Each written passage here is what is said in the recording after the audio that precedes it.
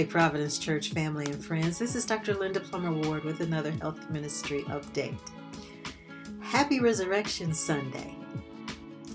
So, let me start with a thank you from the health ministry to each of you who attended the vaccination clinic at the church, partnered by Matthew Walker Health Clinic and the Lake Providence Church on March 27th. A very special thank you is also extended to all who participated in any and every way to vaccinate almost 400 people. Stay tuned for information on other events in coming weeks. Now, COVID-19 was this country's third leading cause of death in 2020, following heart disease and all cancers. The COVID-19 vaccines, remember, prevent severe illness, hospitalizations, and death. Since the ramping up of the vaccine campaign at the beginning of 2021, we have seen a significant decrease in numbers of severe cases and deaths since that January surge. So the public health measures, which include washing our hands, wearing our mask, watching our distance, avoiding crowds, and increasing ventilation, in conjunction with the vaccinations, are preventing severe illness and saving lives. And Lord knows we thank God for that. Nashville has shown great progress in getting its metrics under control, and Mayor Cooper's goal to continue in this mode is to have 50% of Nashville residents vaccinated by May 5th. It's his 50 by 5 campaign.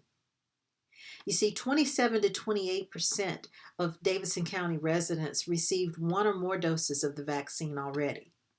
And according to Mayor Cooper, Nashville was one of the first of the 10 largest southeastern cities to vaccinate 25% of its residents. 16% are fully vaccinated.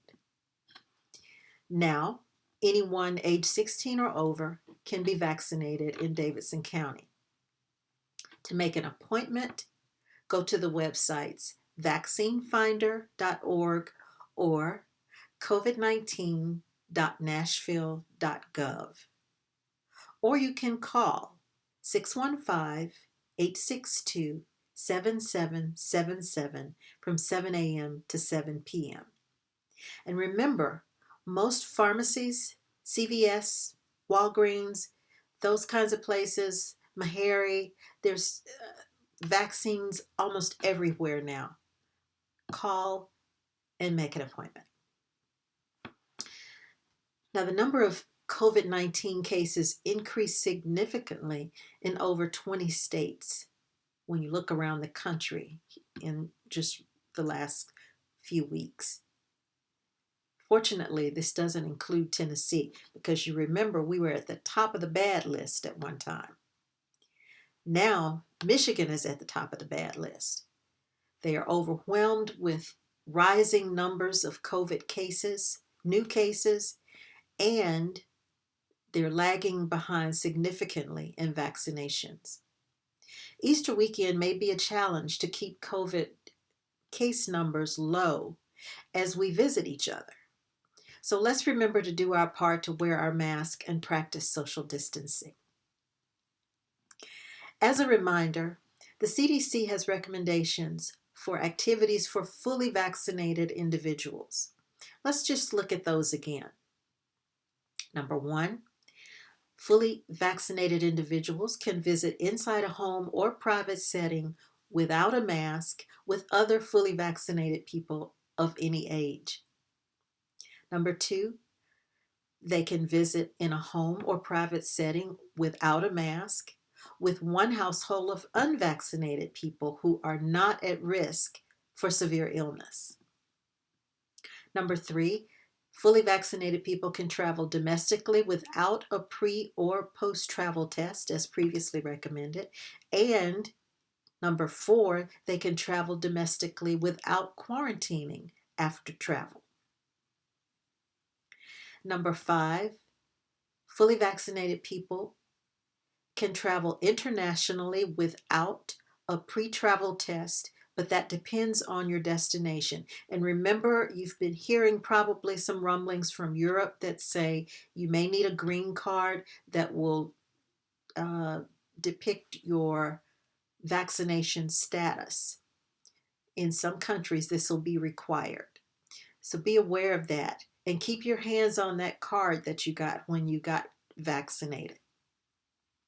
Number 6, fully vaccinated people can travel internationally without quarantining after travel. And again, this may depend on your destination. So check ahead before you go and see what's required in that country.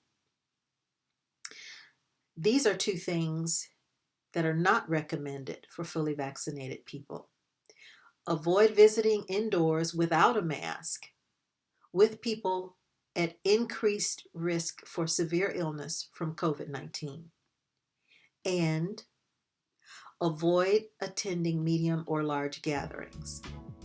Now, as you know, the case numbers for COVID are different all over the country.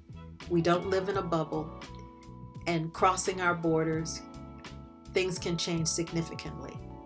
So you want to make sure you know what's going on at your point of destination so that you can follow the guidelines there. I wish you a blessed and happy Resurrection Sunday. And as always, stay safe, stay healthy, and stay prayed up.